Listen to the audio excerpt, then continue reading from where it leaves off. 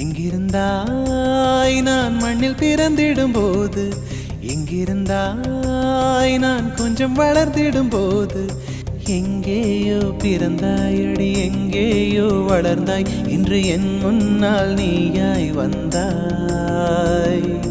இதற்கென்ன அர்த்தம்? என் உயிரெல்லாம் சத்தம், அடி எனக்காக நீயும் வந்தாய்.